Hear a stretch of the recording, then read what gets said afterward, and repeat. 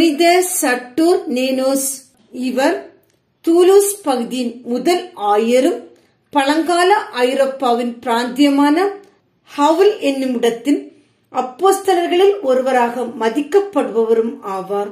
அந்நாளில் ஹவுல் பிராந்திய பேரரசின் டெசியஸ் என்பவன் கிறிஸ்தவ மக்களை துன்புறுத்தினான்.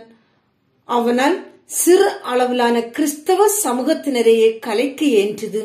கிபி 236 முதல் 250 காலகட்டத்தில் திருத்தந்தை புனித பேபியானின் வழிகாட்டுதலின்படி ஹவுல் பிராந்தியத்துக்கு அனுப்பப்பட்ட அப்போஸ்தலர்களில் புனித சட்டர்னினோஸ் ஒருவர் ஆவார்.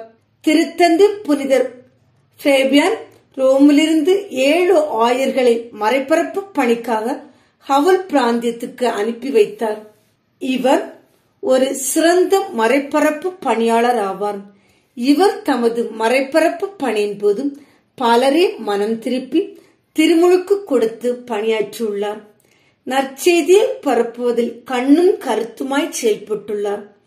கிறிஸ்துவின் மதிப்பீடுகளுக்கு மிக முக்கியத்துவம் கொடுத்து வாழ்ந்தவர். இதனால் திருத்தந்தை ஃபேபியான் இவரை தூலூஸ் நகருக்கு ஆயராக தேர்ந்தெடுத்தார். இவர் தூலூஸ் நகரின் முதல் ஆயர் என்ற பெருமைக்குரியவர் ஆவார்.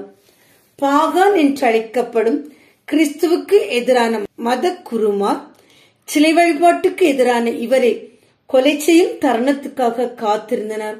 ஒரு நாள் இவரை பிடித்து மரண தண்டனை அறிவித்தனர்.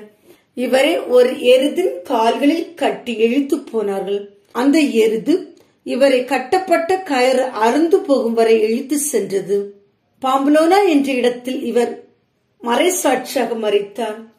கிறிஸ்துவின் நற்செய்தி பணியை சிறப்புடன் செயலாற்றி பல மக்களை மனம் திருப்பி கிறிஸ்துவுக்காக வாழ்ந்து கிறிஸ்துவுக்காக மரித்த இப்புனிதரின் வழியில் நாமும் செல்வோம்.